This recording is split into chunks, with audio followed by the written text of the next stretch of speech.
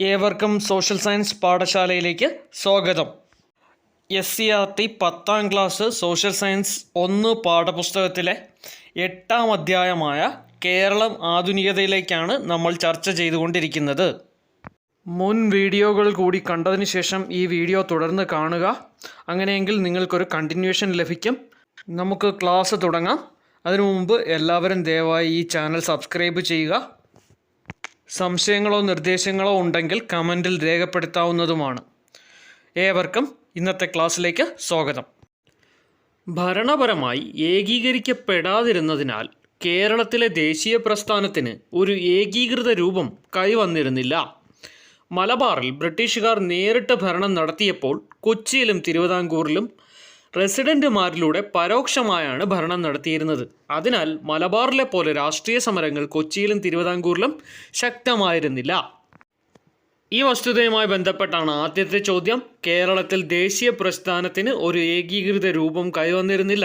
ഇതിന് കാരണം നമുക്ക് ഇപ്പോൾ ഇതിനകം പറയാൻ സാധിക്കും. ഓപ്ഷൻ ബി, ഭരണപരമായി ഏകീകരിക്കപ്പെടാതിരുന്നത്. കേരളം 3 ഭാഗങ്ങളായി വിഭജിക്കപ്പെട്ട് കിടക്കുകയായിരുന്നു. രണ്ടാമത്തെ ചോദ്യത്തിൽ ചോദിച്ചതും അതുതന്നെയാണ്. ബ്രിട്ടീഷ് കാലഘട്ടത്തിൽ കേരളം ഓപ്ഷൻ എ 3 നാട്ടുരാജ്യങ്ങൾ ചേർന്നതായിരുന്നു, 2 നാട്ടുരാജ്യങ്ങൾ ചേർന്നതായിരുന്നു എന്നത് രണ്ടാമത്തെ ഓപ്ഷൻ. സി, 2 നാട്ടുരാജ്യങ്ങളും ബ്രിട്ടീഷ് ഇന്ത്യയിലെ പ്രദേശങ്ങളും ചേർന്നതാണ്. ഡി, ഒരു രാജാവിൻ്റെ കീഴിലായിരുന്നു. 3 ഭാഗങ്ങളായിരുന്നു എന്ന് നമുക്കറിയാം. പക്ഷേ ഈ ഓപ്ഷൻ കാണുമ്പോൾ ഒരു കൺഫ്യൂഷൻ അല്ലേ? കൺഫ്യൂഷൻ്റെ ഒന്നും ആവശ്യമില്ല.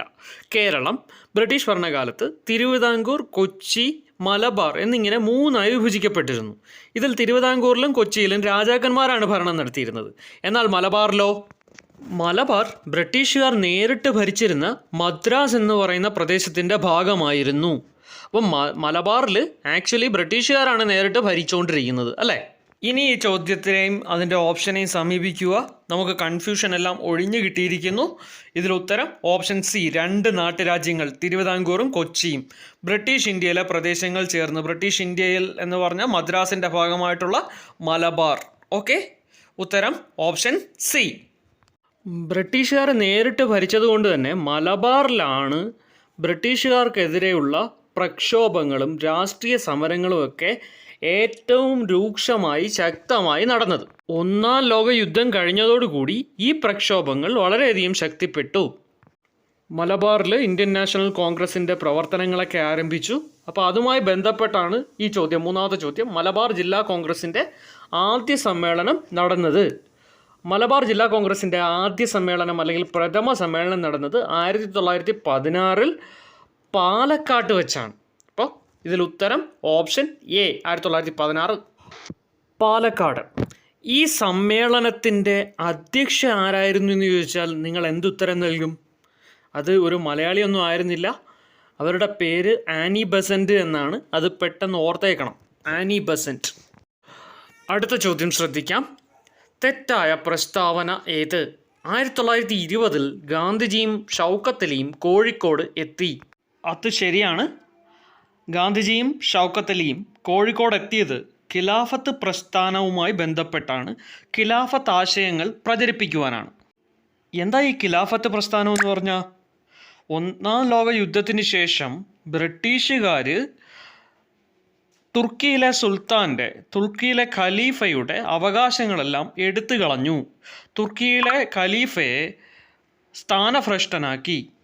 ഈ തുർക്കിയുടെ ഖലീഫയ്ക്ക് ഒരു പ്രത്യേകതയുണ്ട്. ലോകമെമ്പാടുമുള്ള മുസ്ലിം മതവിഭാഗത്തിൻ്റെ ആത്മീയ നേതാക്കന്മാരാണ് ഖലീഫമാർ എന്ന് പറയുന്നത്.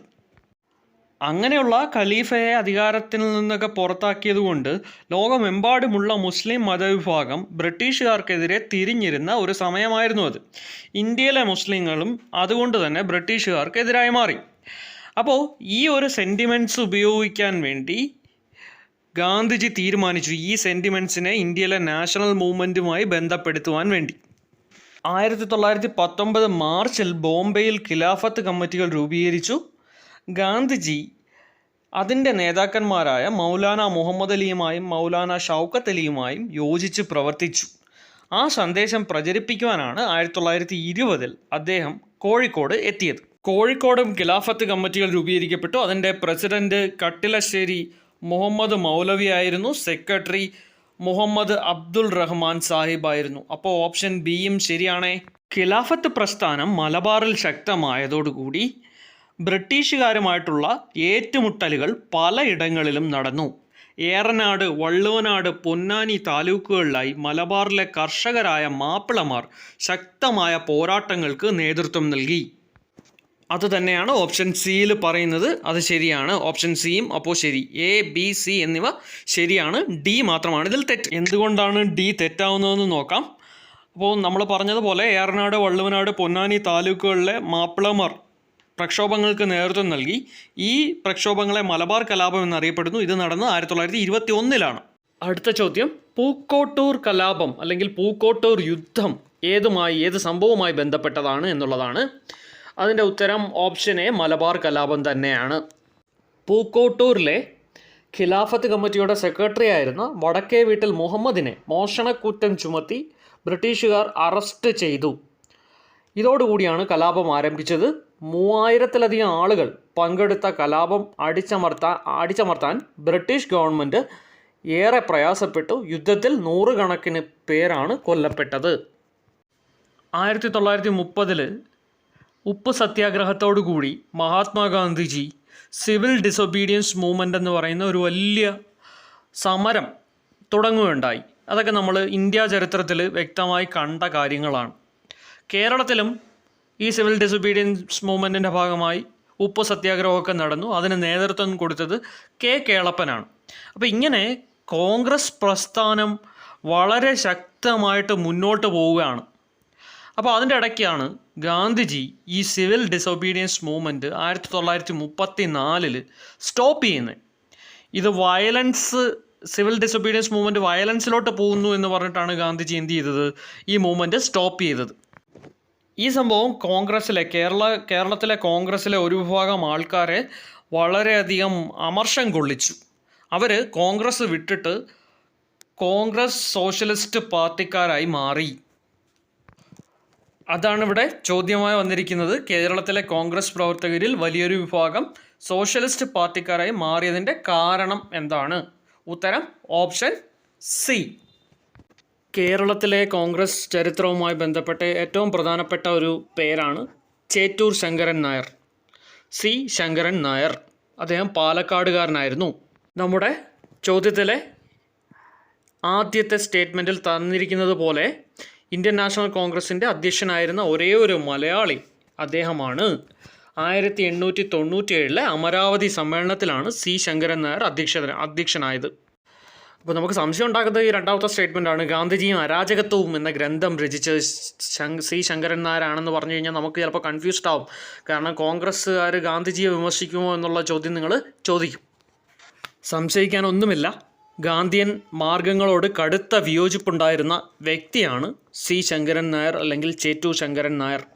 അദ്ദേഹം ഗാന്ധിജിയെ വിമർശിച്ച് തന്നെയാണ് ഗാന്ധിജിയും അരാജകത്വവും എന്ന് പറയുന്ന പുസ്തകം എഴുതിയത്. അപ്പോൾ ഇതിനകത്ത് 2 സ്റ്റേറ്റ്മെൻറ്റ്സും ശരിയാണ്. ഉത്തരം ഓപ്ഷൻ എ, രണ്ടും ശരി. അടുത്തൊരു ചോദ്യം നോക്കാം. Option A, 1939 Congress socialist party communist പാർട്ടിയായി മാറി. നമ്മൾ നേരത്തെ പറഞ്ഞതാണിത്. കോൺഗ്രസ്സിലെ ഒരു വിഭാഗം കോൺഗ്രസ് സോഷ്യലിസ്റ്റ് പാർട്ടിയായി മാറി എന്ന് നമ്മൾ നേരത്തെ കണ്ടതാണ്.